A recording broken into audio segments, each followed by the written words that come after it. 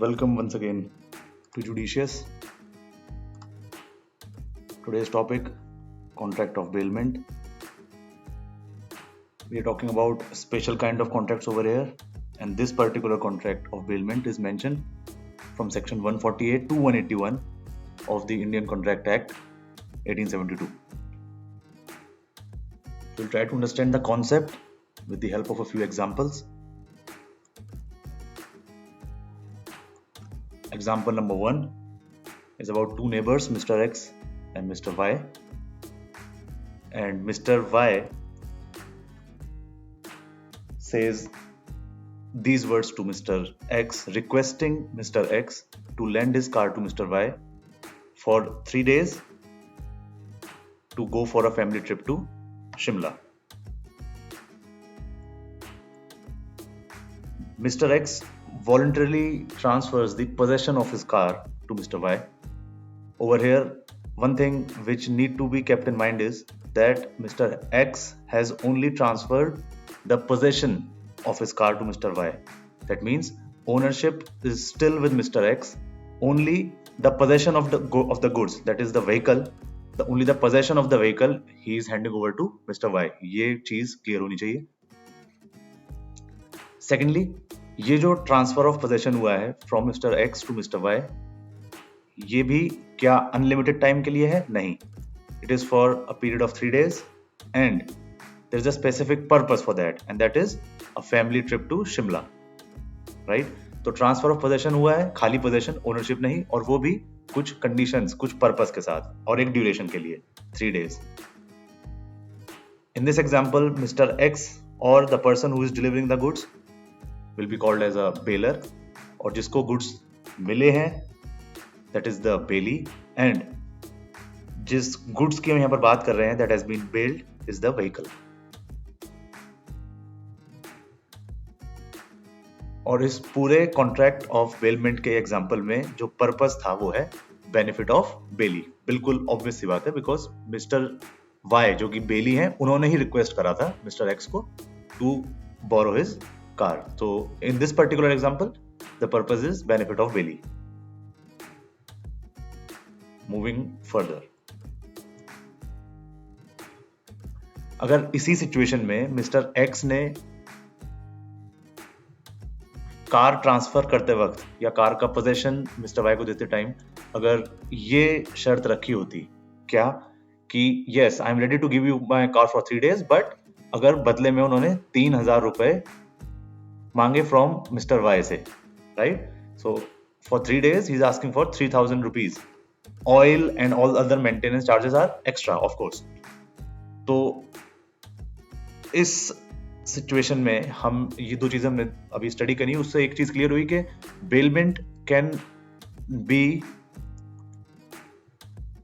If it is without consideration, जैसे हमने पहले देखा था अभी, then such a bailment is gratuitous. That means without consideration, bailor कुछ पैसे नहीं मांग रहा goods bail करने के. और second is जो आपके स्क्रीन पर भी आ रहा है with consideration, that is non gratuitous bailment, when the bailor is asking for a certain sum of money to be paid in return for him bailing the goods to the bailee.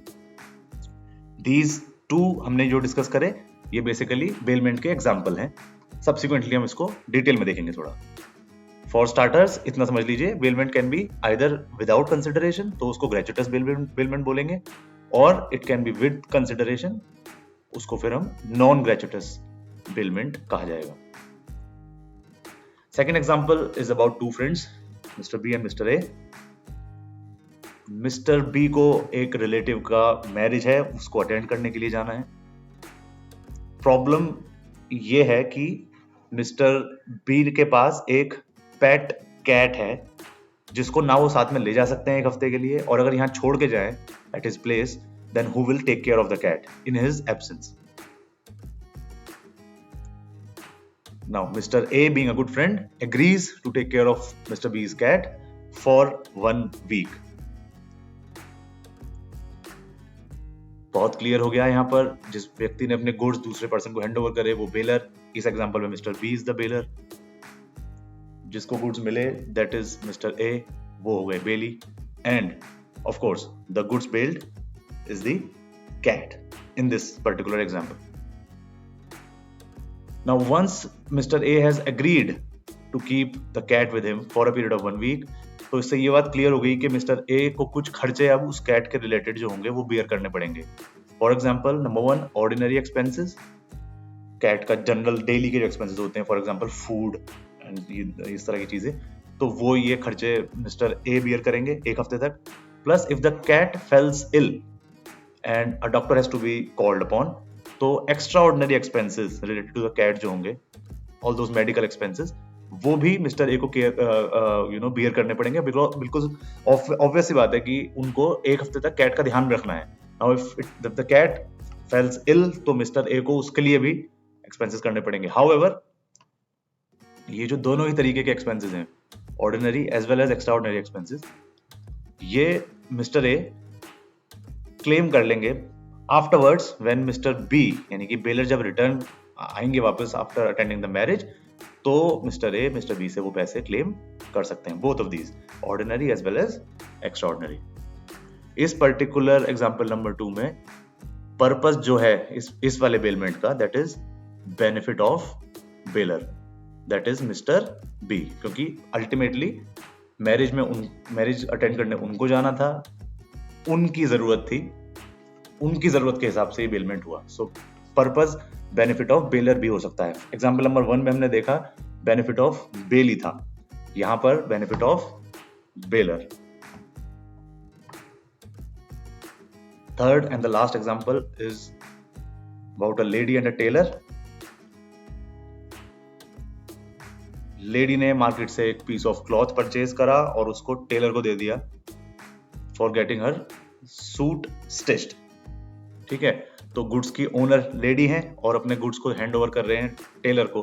तो baler यहां पर बोला जाएगा, the lady is the bailor and the tailor over here in this case is the bailee, and the goods bailed is the piece of cloth. Now this tailor, in return of stitching the suit, will obviously charge his stitching charges from the lady, right? इस scenario में किसका benefit है?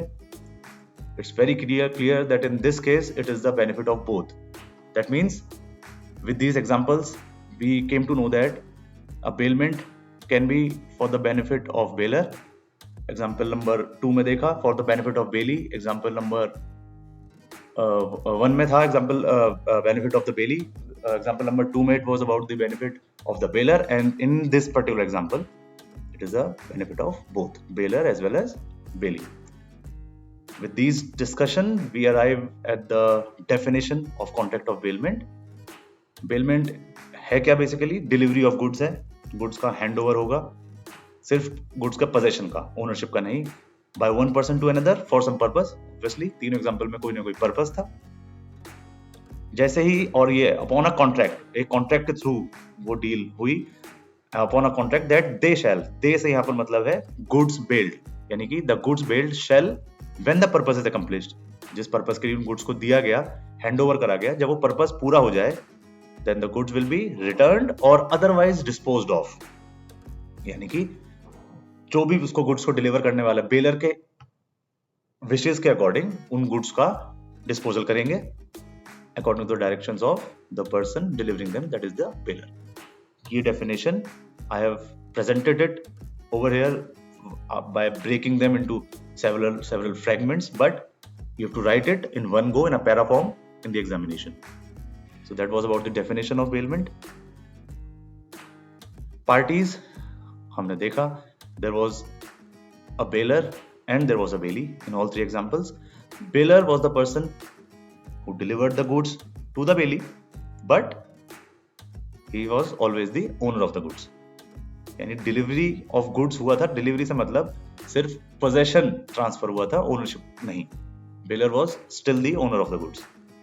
बेली के पास possession तो है, person to whom the goods are delivered. इनके पास गुड्स की डिलीवरी हुई, गुड्स का पोजेशन आ गया, but they are, the bailee is not the owner of the goods. These are the parties.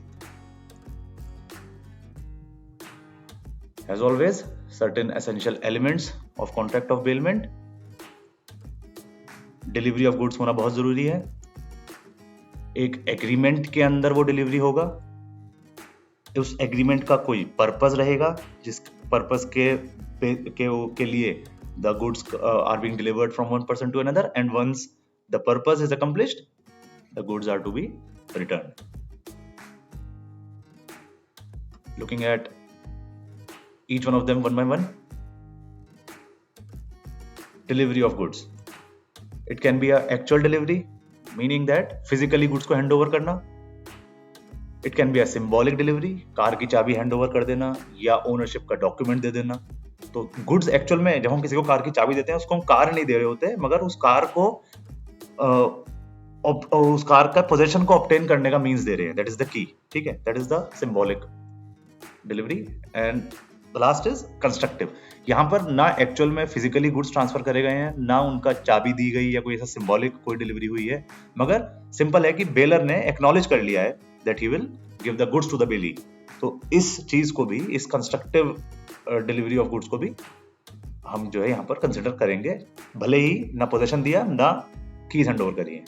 Acknowledgement in itself constitutes constructive delivery of goods. Next essential element, agreement between the baler and the bailey. Goods are delivered by the bailey to baler to the bailey under an agreement, and this agreement can be expressed or implied. Expressed हमें already पता है, when we are making a contract through words, spoken or written, and implied is when through the action or conduct of the parties we can, हम खुद ही figure out कर लेंगे कि हाँ जी ये एक बेलमेंट का कॉन्ट्रैक्ट हुआ है. पर्पस, गुड्स जब भी, तीनों एग्जांपल में हमने देखा, जब भी गुड्स डिलीवर हुए from the bailor to the bailee किसी स्पेसिफिक पर्पस के अंडर, किसी पर्पस को अकम्प्लिश करने के लिए हुए थे. ठीक है, तीनों एग्जांपल याद रखिएगा. ये जरूरी नहीं है कि पर्पस एक्सप्रेसली ही यहाँ बोलकर या लिखकर ही बताया जाए, वो सिचुएशन के हिसाब से भी इंप्लाइड किया जा सकता है from the circumstances of the case. आप एक फ्लैट में रहते हैं सोसाइटी के अंदर और कार लाके नीचे आपने खड़ी कर दी और चाबी उसमें लगी छोड़ दी अपने पार्किंग लॉट के एरिया में, तो वो इंप्लाइड है कि वहां पर आपने गार्ड को हैंड ओवर कराया वो कि वो व्हीकल को एप्रोप्रिएट जगह पर पार्क कर दे ताकि बाकी लोगों को कार निकालने और एंटर करने में सोसाइटी में प्रॉब्लम ना हो. ठीक है, तो ये एक सर्कमस्टांशियल बेसिस पर एक इंप्लाइड कॉन्ट्रैक्ट ऑफ बेलमेंट है. Last thing but not the least, goods should be returned to the baler or disposed of according to the directions of the baler after the accomplishment of purpose. या तो जब purpose पूरा हो जाए bailment का तो उसके बाद गुड्स रिटर्न कर दीजिए, या फिर जिस पीरियड के लिए गुड्स बेल्ड करे गए थे अगर वो पीरियड ऑफ बेलमेंट ओवर हो रहा है, एक्सपायर हो रहा है, तो भी हम गुड्स को रिटर्न करेंगे. Moving on to the types of bailment, हमने पहली स्लाइड में देखा था, it can be gratuitous bailment and it can also be a non gratuitous bailment. Bailment without any charge और रिवॉर्ड, यानी कि बिना कुछ चार्ज करे अगर गुड्स को बेल करा गया, ग्रेचुटस बेलमेंट में आएगा.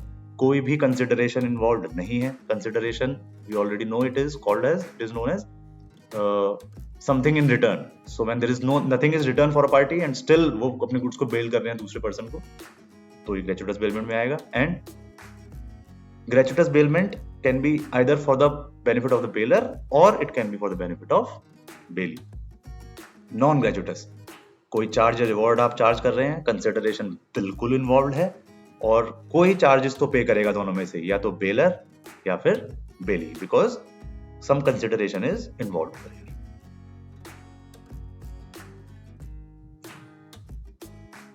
Moving on to the rights and duties of the bailee. Bailee is the person, याद रखिएगा, जिसको गुड्स मिले हैं, जिसको पास गुड्स की डिलीवरी हुई है. उसके क्या राइट्स हैं, उसकी क्या ड्यूटीज हैं.